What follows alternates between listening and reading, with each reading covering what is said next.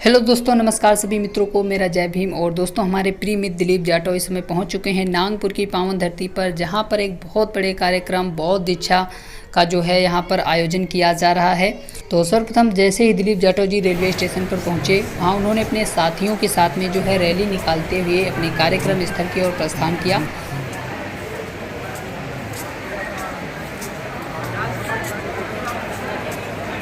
जहां पर नागपुर पुलिस ने उनका बड़े ही सम्मान के साथ में स्वागत किया और उनसे हाथ मिलाया। तो दोस्तों, अभी वहां जो है काफ़ी मात्रा में लोग उपस्थित हैं, काफ़ी ज़्यादा वहां भीड़ हो चुकी है और अभी जो है लगातार ये कार्यक्रम कई दिनों तक चलने वाला है। तो अलग अलग हिस्सों से भारत के कोने कोने से लोग जो है वहां पर उपस्थित हो रहे हैं और बौद्ध दीक्षा कार्यक्रम में भाग ले रहे हैं। तो दोस्तों, आगे का वीडियो हम आप लोग को दिखाते रहेंगे। आप लोग देखिए किस तरह से जो है यहाँ पर कार्यक्रम का आयोजन किया जा रहा है।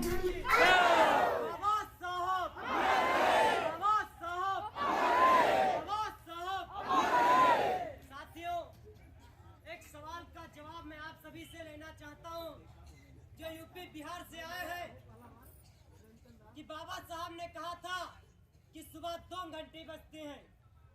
बाबा साहब ने कहा था कि सुबह 2 घंटे बजते हैं। तो जो यूपी बिहार से लोग आए हैं, मैं उनसे कहना चाहता हूं कि आप अपने बच्चे से कौन से घंटे बजवाना चाहते हैं, क्योंकि विद्यालय की घंटी अधिकारी बना देगी और मंदिर की घंटी भिखारी बनाएगी।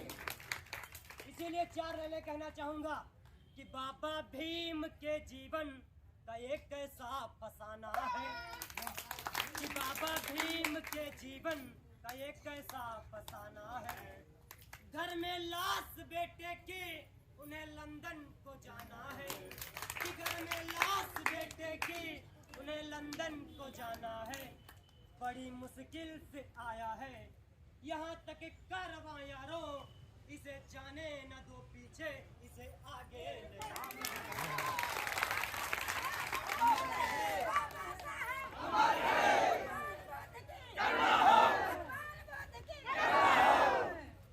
इसी के साथ मैं अपनी परिचय देना चाहूंगा। मैं कलेक्टर आजाद, वर्तमान पत्रकार, संगम संवाद न्यूज़पेपर, 153 विधानसभा क्षेत्र मिश्रिक, जिला सीतापुर, उत्तर प्रदेश। जय भीम, नमो बुद्धाय।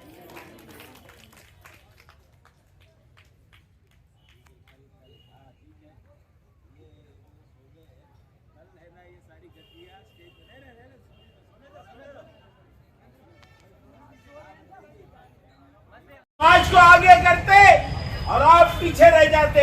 अरे तुम्हारा भिक्षु का ही काम है अपनी कुर्बानी देना, तब समाज जाके अपनी कुर्बानी देता है।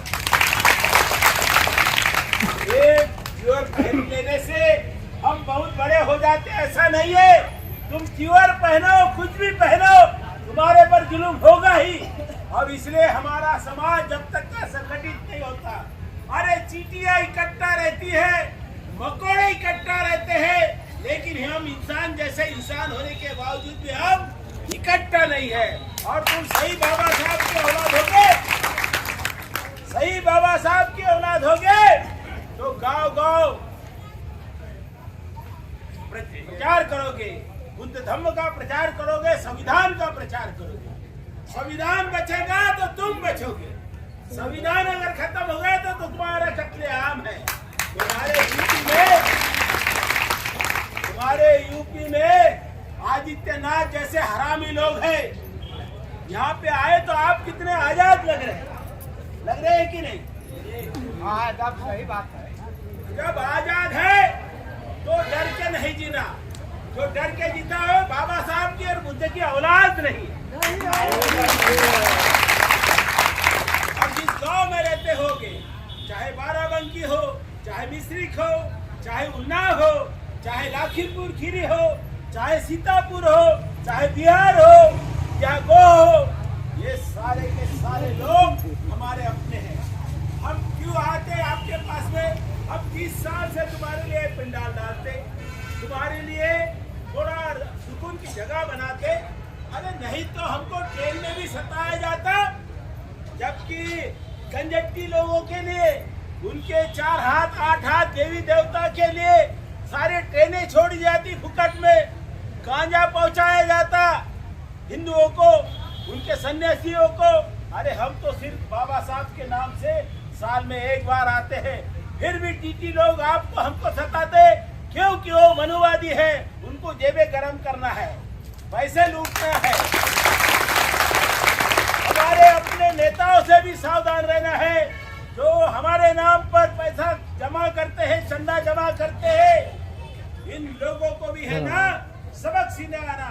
जबकि जिंदा भगत किसी से एक पैसा नहीं लेता, तो तू ऐसा पैसा लेने वाला कौन होता? ऐसा जवाब आपके पास में चाहिए साथियों। मैं आपको सताने के लिए और वो जगाने के लिए नहीं आया मेरी माँ बहनों। हमको शर्म आती है कि तुम्हारी व्यवस्था हम ढंग से नहीं कर पाते, जैसा करना चाहिए वैसा नहीं कर पाते। तुम्हारे लिए हम इस साल खाने का भी बंदोबस्त किए। ये बैंक के मैनेजर वगैरह जो है, ये 2-4 लोग सपोर्ट करते, बाकी कोई सपोर्ट नहीं करता।